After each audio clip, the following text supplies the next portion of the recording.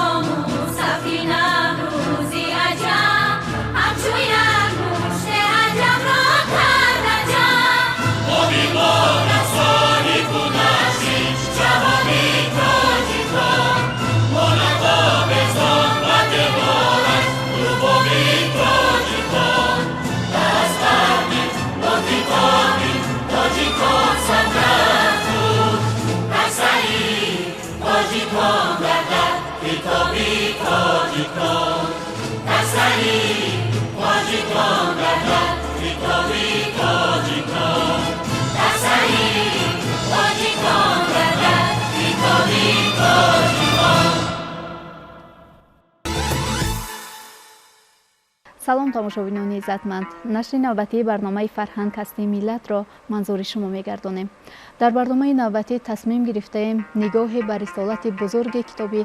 علامه باباجان غفورов در شناخت و معرفی ملت تاجیک و همچنین برگزاری آزمون تاجیکان آینه تاریخ ملت نموده باشیم.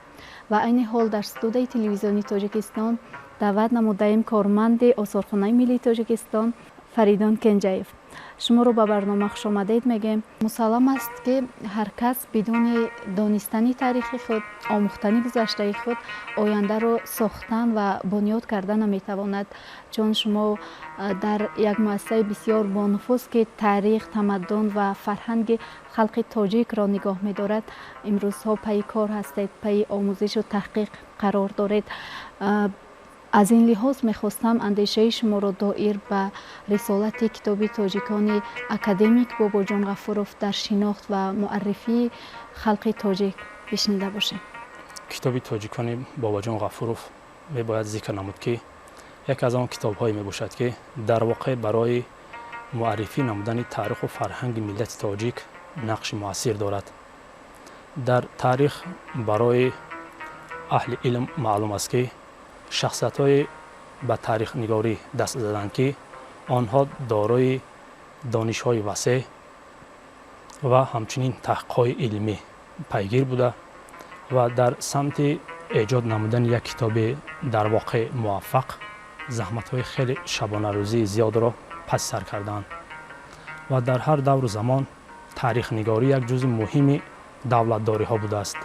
زیرا در هر دور زمان دولتداری های مختلف برای انعکاس نمودن حوادث روزگار به تاریخ نگاران رو آورده، آنها البته این حوادث های تاریخی را روی کاغذ ها ثبت کردند. کتاب تاجیکان بابا جان غفوروف نیز یک از چنین کتاب های میباشد که تاریخ کهن ملت تاجیک را از دوران ابتدا دوره به دوره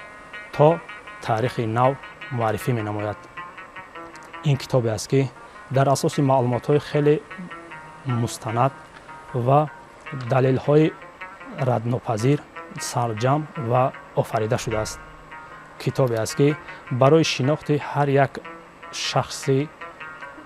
وطن دوست، ملت دوست و میهن پرست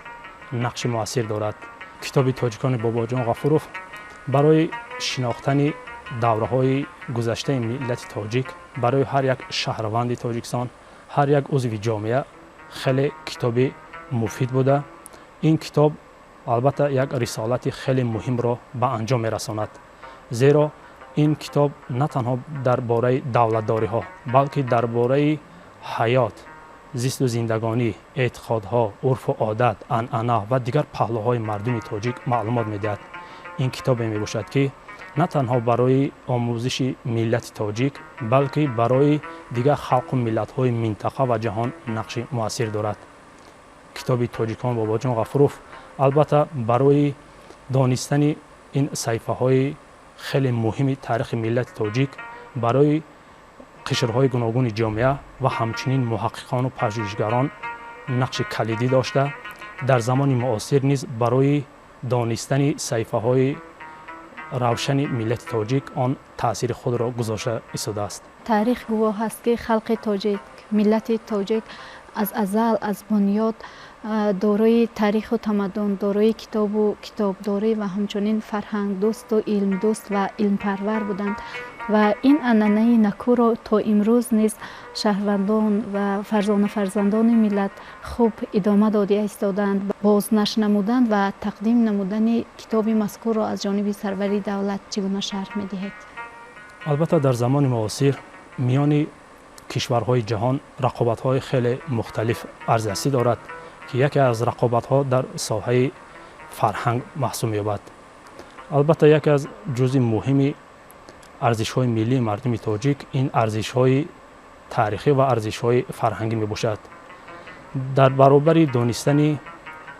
البته تاریخ و فرهنگ هر یک عضو جامعه را ضرور است که دانستن معلومات‌های ضروری باید در اساس معلومات‌های صحیح و درست برآورده شود. چاپ و دسترس خاندان هر یک تاجیک نمودن کتاب تاجیکان علامه بابا جان غفوروف از جانب پیشوای ملت در زمان معاصر این البته یک از تدبیرهای خیلی مؤثر بوده، امکان میدهد تا هر یک عضو جامعه کشور دسترسی به این کتاب را داشته باشد. البته دسترسی به این کتاب امکان میدهد تا مردم به مطالعه آن پرداخته وابسته به دوره های گوناگون حیات مردم تاجیک معلومات های صحیح از خود کرده باشند، زیرا حس وطن دوستی و میهن پرستی این از دانش های صحیح سرچشمه میگیرد. دانستن حوادث تاریخی، پهلوهای گوناگون حیات مردم تاجیک و دیگر روزگار نیاگان امکان میدهد تا در ذهن هر یک شخصیت حس وطن دوستی و میهن پرستی افزایش یابد یا خود البته این حس دوستداری میهن و حوادث تاریخی در آن غنی گردانده شود. این عامل‌ها امکان می‌دهد بعداً البته مردم با هم باز هم متحد گردیده در یک میزی یا خود گیردی یک همدیگر فهمی یا خود درک نمودن پهلوهای گوناگون حوادث تاریخی در اساس یک سرچشمه قانع کننده مردم متحد کرده شوند. یعنی کتاب تاجیکان باباجان غفوروف به هر یک قشر جامعه تاجیکستان امکان میدهد تا از دوره‌های تاریخی مردم تاجیک آگاهی پیدا کرده، همچنین وابسته به تربیت نمودن فرزندان نسل‌های بعدی خویش تأثیر مثبت گذاشته باشند. این کتابی است که در واقع برای شناخت خود هر یک شخص از دیروز امروز و راه پی کردن برای آینده درخشان یک زمینه مساعد فراهم می‌آورد و این تدبیر اهدا نمودن کتاب تاجیکان به خاندان هر یک تاجیک یک اقدام خیلی سریع بوده. در زمان معاصر در زمان برخورد تمدن‌ها و غصب تاریخ و فرهنگ از جانب بعضی از کشورها این یک عامل خیلی خوبی دانستن حوادث روزگار بوده و این امکان میدهد تا مردم برای افتخار نمودن از فرزندان نامدار این سرزمین و بهر دفاع مرز و بوم و استقلال این کشور سعی و تلاش بیشتر نموده باشند. یعنی تقدیم این کتاب یک اقدام خیلی سریع بوده برای جامعه امروزه تاجیکستان خیلی عامل مهمی متحد گردیدن مردم شهروندان جمهوری تاجیکستان محسوب می‌یابد. واقعا هم قدیمی بودن ملت تاجیک، تاریخ، زبان، ادبیات و فرهنگ ملت ما را جهانیان پذیرفتند، اعتراف نمودند. بخصوص زمان صاحب استقلالی کشور به ما امکان فراهم آورد که ما نمون تاریخ و فرهنگ خود را از نو اهدا نماییم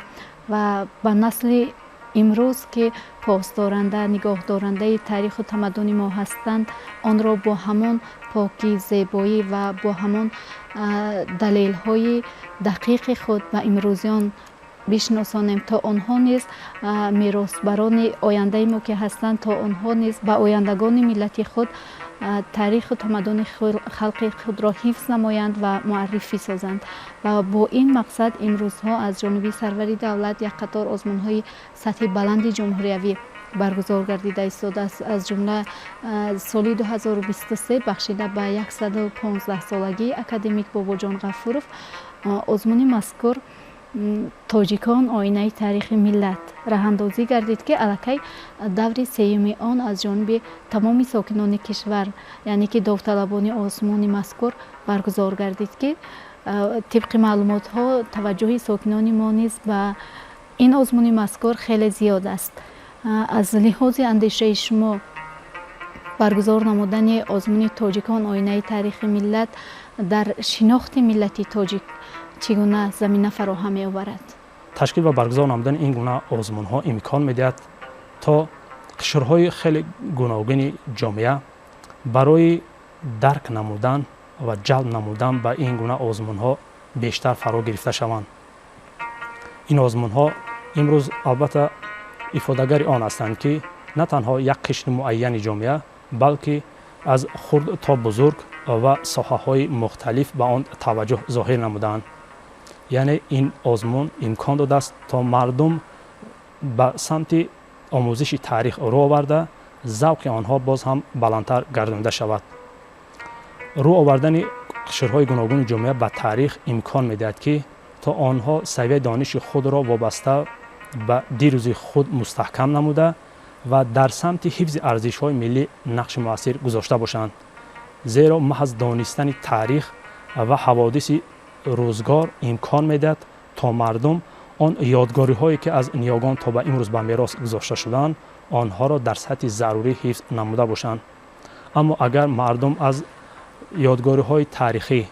وقتی که معلومات ندارند آنها را همچون یک خرابه ها قبول می نمایند.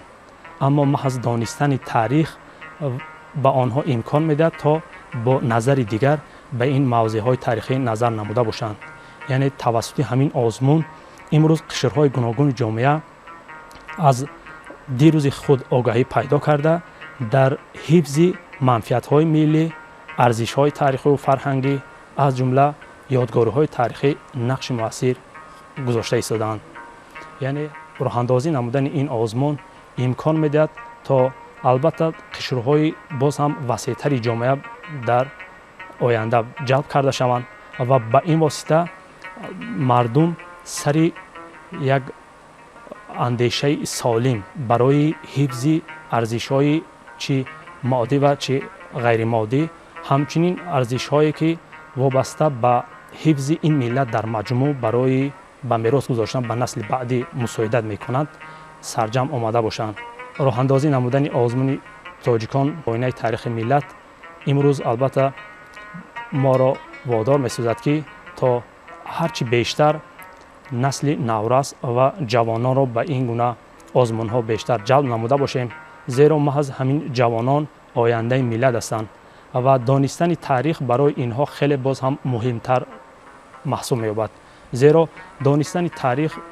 به قشرهای مخصوصا جوانان و نورسان امکان می‌دهد تا حوادث روزگار را خوب درک کرده باید که آنها آگاه باشند که این مردم، این سرزمین با چگونه حوادث تاریخی تا به امروز آمده رسیده است. فرزندان نامدار این ملت برای حفظ مرز و بوم و استقلالیت این سرزمین چی کارهایی را به انجام رسانیدند و همچنین باید از نقش تاجیکان در رشد تمدن منطقه و جهان آگاهی داشته باشند. زیرا چگونه از آثار نیاگان به ما معلوم است، نیاگان مردم تاجیک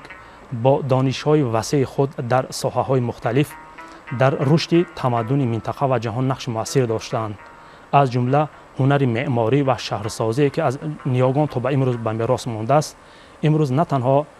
توجه اهل علم جامعه تاجیکستان بلکه اهل علم منطقه و جهان را به خود جلب کرده است که دلیل این گفته ها این وارد شدن یادگاری های حدود امروزه تاجیکستان به فهرست یادگاری های عمومی جهانی یونسکو محسوب می‌یابد. یعنی این وارد شوی های یادگاری ها دلالت از آن می‌دهد که اهل جامعه جهانی با دیروز و امروز ملت تاجیک البته آگاهی پیدا نموده ایستادند و از دستاورد و کامیابی های تاریخی ملت تاجیک آنها یعنی که معلومات گرفته و برای رشد منبعده این ساحه کشور البته سهم نظر گذاشته خواهد شد. یعنی آگاه شدن جامعه جهانی از تاریخ و فرهنگ ملت تاجیک این به ما امکان میدهد تا تاریخ و فرهنگ خود را باز هم بهتر خوبتر معرفی نموده باشیم و در این سمت راه اندازی نمودن این گونه آزمون ها یک زمینه مساعد برای دانستن پهلوهای گوناگون حیات مردم تاجیک از دوران ابتدا تا زمان معاصر را فرا میگیرد که مردم به آن باز هم بیشتر جلب کرده شود و به این واسطه آنها نه تنها از تاریخ و فرهنگ معلومات گیرند بلکه در حفظ ارزش های ملی زمان معاصر نقش مؤثر گذاشته باشند و به این واسطه برای میراث گذاشتن به نسل های بعدی آنها سهم نظر است خواهند گذاشت. حفظ نمودن، ارج و احترام گذاشتن به ارزش های ملی و فرهنگی و تاریخی ملت وظیفه هر فرد صاحب خرد است و چه طوری که از صحیفه های گوناگون چطوری که از صحیفه کتاب تاریخ تاجیکان آشنا می‌گردیم و مطالعه می‌نماییم، واقعا هم مطالعه کتاب تاجیکان اکادمیک باباجان غفورов این اثری تاریخی ما رو به صحیفه های گوناگون دولت و دولتداری خلق تاجیک آشنا می‌سازد و تاریخ گواه است که فرزندان تاجیک، ابرمردان و دوراندیشان تاجیک رسالت بزرگ خود را در ساختن دولت، در بنیاد نمودن دولت و دولتداری، در معرفی نمودن، در شناخت ملت تاجیک در عرصه عالم خوب اجرا نمودند و البته تقدیم نمودن این تحفه ارزشمند که از جانب پیشوای معظم ملت به هر خانواده تاجیک اهدا گردید هر یک ما را می‌سازد که ما به آن احترام گذاریم، ارج نماییم و به این اقدام‌های بی‌نظیری که از جانب رهبریت دولت پیشنهاد می‌گردد ما هر چی بیشتر تلاش ورزیم تا توانیم سویه دانش خود را بالا و وسیع گردانیم. تماشابینان عزتمند، اینجا گزارش آماده نموده همکارانمان دایر به برگزاری آزمون تاجیکان آینه تاریخ ملت آماده پخش است. یکجا تماشا میکنیم، پس آن صحبت را ادامه خواهیم داد. احیای سنت‌های ملی و حفظ و ترغیب یادگاری‌های تاریخی و فرهنگی در بلند داشتن روحیه وطندوستی، خودآگاهی خویشتن‌شناسی شهروندان، خصوصاً نورسان و جوانان موقعی مهم دارد. با چنین مقصد به راه ماندن آزمون جمهوریوی تاجیکان، آینه تاریخی ملت نیز در برابر دیگر آزمون‌های جمهوریوی امسال دوستداران تاریخ قدیمی خلق تاجیک را به هم آورد که داوطلبان علم می‌توانند در این میدان رقابت بین هم سبقت دانش نمایند. خیلی که اساسگذار صلح و وحدت ملی، پیشوای ملت محترم امام علی رحمان گفتند آموختن تاریخ تنها برای دانستن گذشته نیست. آن باید برای نسل‌های آینده همچون دستورالعمل باشد، همچون دستاورد باشد که توانند در راه استقلالیت، در راه خودشناسی ملی، تفکر تاریخی تمدن قدیمی ما نقش مهم را می‌بازد. به همون خاطر رسالت ما آموزگاران تمام تحصیلات زینه‌های تحصیلاتی گوناگون در آن است که جوانان را باید تیار نماییم برای در آنها بیدار نماییم حس بلند وطندوستی را، دانستن تاریخ قدیمی خود را، برای اینکه آنها آینده ساز ما، جوانان آینده ساز ملت ما هستند. آنها استقلالیت ما را پاس می‌دارند و حفظ می‌نمایند. ما باید جوانان را به همین روحیه تربیت نماییم و برای آینده تیار باشند. البته برای اشتراک در آزمون پیش از همه تحکرسی عمیق هر یک داوطلب را این عمیق می نماید. من از خوردی فن تاریخ را دوست می داشتم و درباره قهرمان های خلق تاجیک دانستن، بسیارتر دانستن برای من شوق‌آور بود و وقتی که این فهمیدم که این آزمون تشکیل می شود و برگزار می گردد، من عزم کردم که از این آزمون اشتراک نموده سویه دانش خود را باز هم بلندتر نموده خود را یک بار بسنجم و خوشبختانه تا جایی که تقدیر دست داد در این آزمون دور سیوم اشتراک نمودم، غالب برآمدم و کوشش میکنم در دور آینده نیز با تیاری خوب، با تیاری جدی جای نمایان را اشغال نمایم. عامل اساسی پیشرفت هر جامعه در همه دور و زمان ساحه علم و معارف به شمار می رود که در پیشبردی آن آموزگار صاحب علم و صاحب تجربه رسالت بزرگ را دارا می باشد. وقتی سخن از قدر و منزلت آموزگار، زحمت پرمشقت او می رود، دلخواه نفر خود را زیر سایه انسانی بزرگ می بیند. آموزگار از ازل شخص معتبر، نفر مشفق، تربیت دهنده نسل نورس و جوان و هدایت کننده به سوی فرداست. نورسته دوستاوا آموزگار کافدرای اقتصادیات و اداره‌کنی دانشگاه دولتی آموزگاری تاجیکستان به نام صدرالدین عینی می باشد که با ارجگذاری به تاریخ نیاگان خود یکی از اشتراکداران آزمون جمهوریوی تاجیکان آینه تاریخ ملت بوده در دور سیوم آزمون مذکور سزاوار جای یکم گردیده و برای دور جمهوریوی تکمیل دانش دارد. راه اندازی نمودن این گونه آزمون ها البته پیش از همه برای تمام قشر جامعه اهمیت مخصوص خود را دارد. هر یک نفری که کتاب تاجیکان را میخواند الکی از تاریخ قدیمی خود آگاه است و میداند که در آینده کی بود و در سبق‌هایی که در صحیفه‌های درخشان تاریخ یا تیره تاریخ سبق میگیرد برای خود. این یکی از مهم است برای تمام نفرانی که تمام فرد وطندوست جمهوری تاجیکستان. البته پیش از همه من همچنین آموزگار یکی از مقصد اساسی که در اشتراک در آزمون باز هم پرتر نمودن معلومات تاریخی و آن را برای جوانان، دانشجویانی که ما همه روزه با آنها سر و کار میگیریم و در زمان پرتضاد حاضره یکی از قشرهای آسیب پذیر جامعه هستند، ترغیب و تشویق نمودن یگانگی، وحدت، خودشناسی ملی، ارجگذاری به خدمت‌های گذشتگان خود، پاس داشتن استقلالیت به قدر نعمت بی‌بها استقلالیت رسیدن است. раҳнамои ин гуна омӯзгорон барои фардосозони ватан, барои ҷавононе ки посдоронда ва нигаҳдорандаи ояндаи миллат мебошанд, дар нигоҳдории асолати миллӣ ва таъриху тамаддуни тоҷик баҳри пешрафти ҷомеа ва давлат имрӯз бо иродаи устувор, ҳисси баланди хештаншиносиву ватандӯстӣ дар ҳамаи соҳаҳои ҳаёти иҷтимоиву иқтисодӣ ва сиёсии кишвар саҳми худро мегузоранд. миллати бомаърифат ҳамеша хостори рушду пешрафти ватани хеш буда, дар ин замина насли давронсозро барои андӯхтани дониш ҳидоят мекунанд ки омӯзгорон дар ин замина саҳми босазои худро мегузоранд.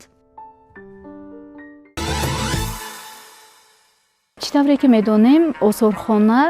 макони маърифат аст, макони таърих аст, тамаддун аст ва ҳар фарде ки аз он дидан мекунад бевосита худ ба таърихи гузаштаи ҳамон халқу миллат ошно мегардад. ва албатта осорхонаи миллии тоҷикистон ки дар нигоҳдошти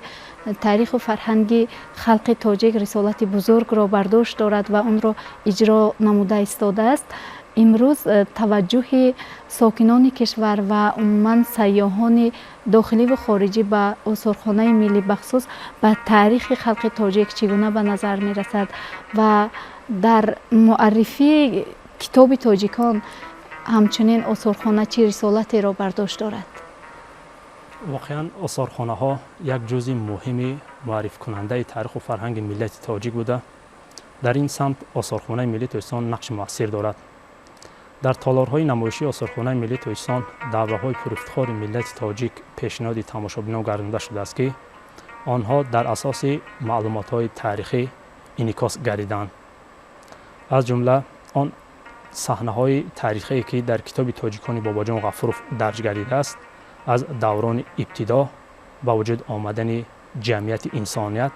ва албатта дар давраҳои баъдӣ арзи ҳастӣ намудани давлатдориҳо, аз давраи импери ҳахоманишо давра ба давра то ин ҷонибро инъикос намудааст ва ин омил ё худ далелҳои таърихӣ, сарчашмаҳои таърихие ки дар китоби тоҷикони бобоҷон ғафуров мушоҳида карда мешавад, онҳо ба таври пурра дар толорҳои намоишии осорхонаи миллӣ инъикос гардиданд. ин китоби тоҷикони бобоҷон ғафуров албатта агар аз ҷиҳати назариявӣ ба тамошобинон маълумот пешниҳод намояд, пас дар экспозитсияи осорхонаи миллии тоҷикистон вобаста ба ин ҳаводиси таърихӣ бо инобат гирифтани арзишҳои таърихиву фарҳангӣ ва бозёфтаи асл мо имкон дорем бо ҳар як саҳифаи равшани таърихи миллати тоҷик ошноӣ пайдо намуда бошем. яъне аз ҷамъияти ибтидоӣ то асри 20 ва ҳамчунин дастовардҳои замони истиқлолият дар осорхонаи миллӣ инъикос гардидааст. як хусусияти фарқкунандаи экспозитсияи осорхонаи миллӣ низ аз дигар экспозитсияҳои осорхонаҳои кишвар дар он аст ки мавзӯи он ба як давраи муайяни таърихӣ ва як ҳодисаи муайян рабт надошта, балки он фарогири тамоми паҳлӯҳои ҳаёти мардуми тоҷик мебошад. ва дар экспозитсияи осорхонаи миллии тоҷикистон бозёфтҳои хеле нодири ҳудуди имрӯзаи тоҷикистон ба маърази тамошо бароварда шуданд ки онҳо ҳам таваҷҷӯҳи тамошобинони дохилӣ ва ҳам меҳмонону сайёҳони хориҷиро ба худ ҷалб менамояд. зеро ин бозёфтҳои асл буда аз ёдгориҳои гуногуни ҳудуди кишвар кашф гардиданд. дар экспозитсияи осорхонаи миллии тоҷикистон давраҳои таърихӣ пайҳам инъикос гардида, ҳамчунин ин саҳифаҳои дурахшон ба воситаи роҳбаладон ба меҳмонону сайёҳони хориҷӣ муаррифӣ карда мешаванд. имрӯзҳо таваҷҷӯҳи сайёҳони хориҷӣ хеле ба экспозитсияи осорхонаи миллӣ зиёд шудааст. маҳз дар ин шабу рӯзҳо шумораи тамошобини хориҷӣ ба маротиб афзоиш ёфтааст ки ин аз таваҷҷӯҳи онҳо ба саҳифаҳои таърихии миллати тоҷик гувоҳӣ медиҳад. ва дар саҳифаҳои таърихи мо албатта ҳаводисҳое ҳастанд ки онҳо боиси ибрат буда барои на танҳо як шаҳрванди дохили кишвар, балки барои ҳар як инсони комил, чӣ меҳмони хориҷӣ бошад ва чӣ сайёҳ бошад, албатта таъсири мусбат мегузорад. нақши осорхонаи миллии тоҷикистон дар умум дар самти муаррифӣ намудани таърихи кӯҳан, фарҳанги пурғановат, табиати зебо ва ҳунармандии ниёгони мардуми тоҷик, инчунин نقش مردم تاجیک در رشد تمدن منطقه و جهان و دستاوردهای استقلال خیلی مؤثر میباشد. پرفشانی لیوای استقلالیت برای ما امکان فراهم آورد تا رشد بی‌میلان صنعت و فرهنگ، تاریخ و ادبیات خلق تاجیک به پیشرفت رود و چطوری که ما مشاهده نمودیم کتاب تاجیکان علامه باباجان غفوروف در آثارخانه ملی نیز محفوظ نگاه داشته می شود. آیا سیاحان خارجی به این توجه دارند؟ البته در تالار استقلالیت آثارخانه ملی تاجیکستان یک گوشه علاهیده است که آن به قهرمانان تاجیکستان بخشیده شده است و در این گوشه مصوره علامه باباجان غفوروف با کتاب تاجیکان پیشنهاد تماشابینان گردانده شده است. این کتاب البته توجه تماشابینان هم داخلی و هم خارجی را به خود جلب کرده، مخصوصا خارجیان وابسته به نامگذاری کردن این کتاب توجه بیشتر می نمایند و در اساس معلومات‌های علمی از جانب راهبردان آثارخانه ملی تاجیکستان به تماشابینان خارجی معلومات‌های ضروری پیشنهاد کرده می شود. یعنی نقش آثارخانه ملی تاجیکستان در معرفی نمودن کتاب تاجیکان باباجان غفوروف نیز خیلی مؤثر می باشد، زیرا همه روزه شماره خیلی زیادی تماشابینان داخلی و خارجی از آثارخانه ملی دیدن کرده. در اساس آمار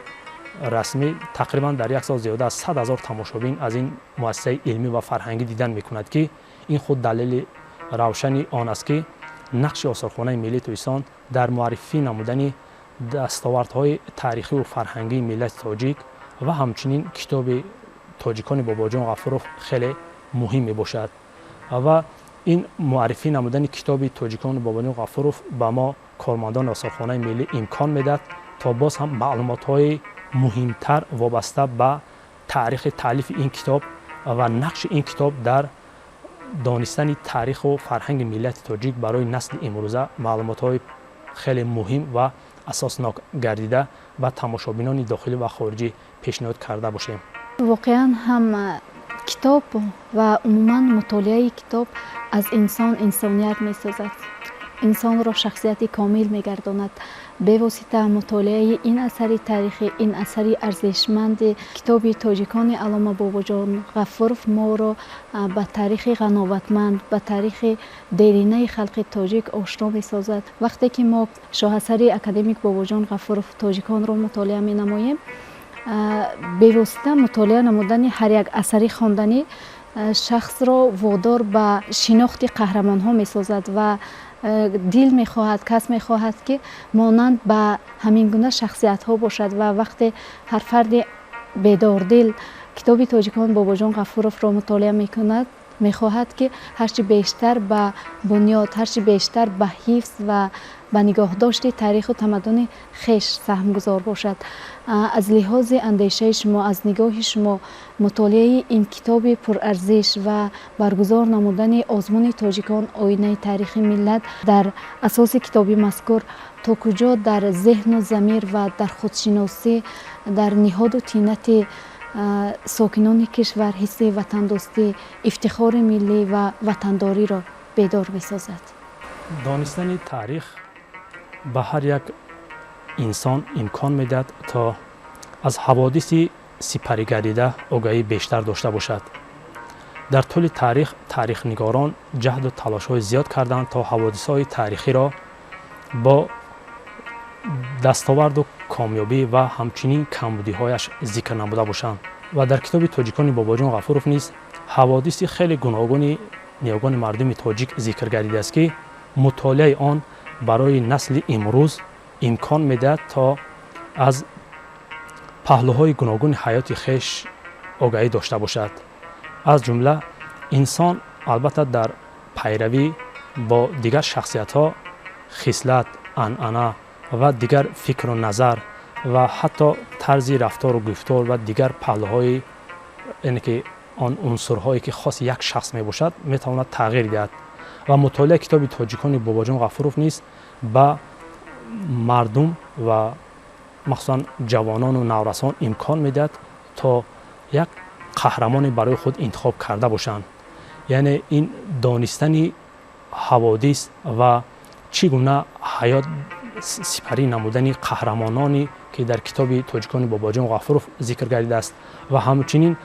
انسانیت چگونه تحولات ها را یا خود دیگرگونی ها را پس سر کرده است و در این سمت چگونه کارها به انجام رسانیده شده است. اینها همگی به مطالعه کننده کتاب تاجیکان باباجان غفوروف تأثیر مثبت میرساند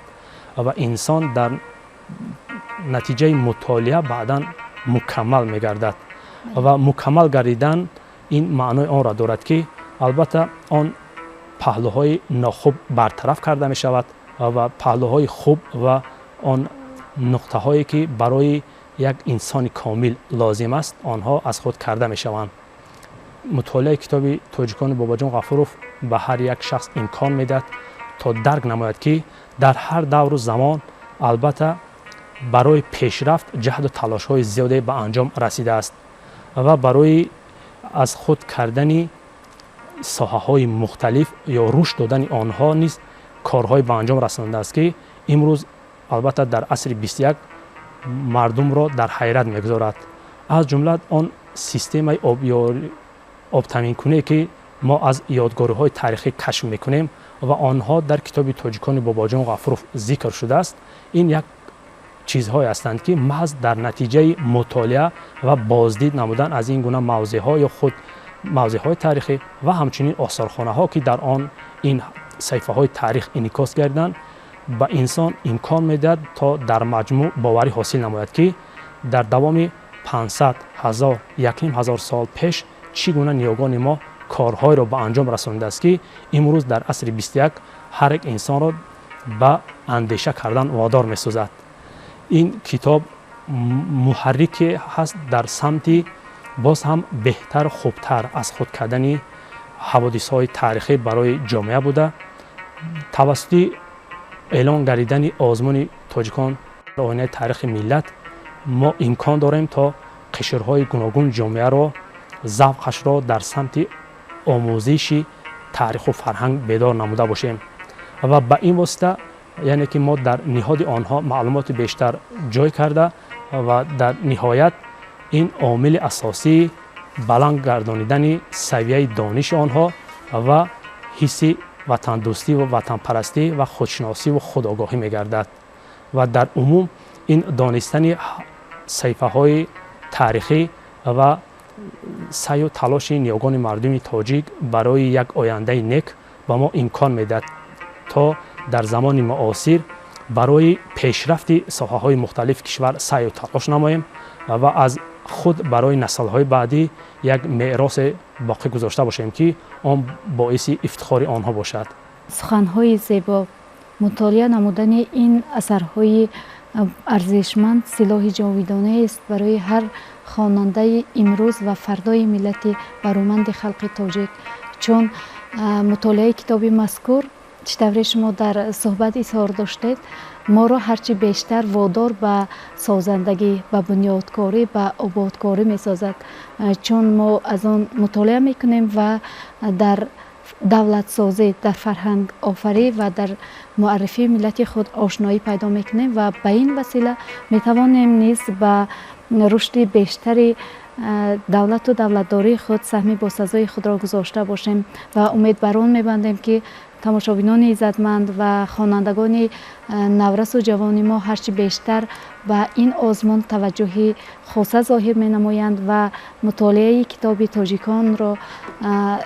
هدف اساسی خود قرار می‌دهند و در پیشرفت دولت و ملت خود، در شناخت ملت خود نیز سهم باسزای خود را می‌گذارند. اظهار سپاس برای اشتراک و ابراز اندیشه سازنده در برنامه. تماشابینان عزتمند یادآور می‌شویم که صحبت داشتیم وابسته به رسالت تاریخی کتاب اکادمیک باباجان غفوروف و اهمیت برگزاری آزمون تاجیکان آینه تاریخ ملت با نماینده و کارمند آثارخانه ملی تاجیکستان فریدون کنجایف. هموطن مصلحت این است که با هم باشیم، هم نفس، هم قدم و هم دل و هم دم باشیم. این وطن مال من و توست، هم پر و بال من و توست، بهر آبادی آن چاره‌گری هم باشیم. тамошобинони иззатманд, инҷо бо умед ва таманнои ободии бештари ватан ва осудагиву муваффақияти рӯзгори шумо мерасем ба интиҳои барномаи навбатии Фарҳанг ҳастии миллат. То нашрҳои баъдӣ сарбаланд бошед.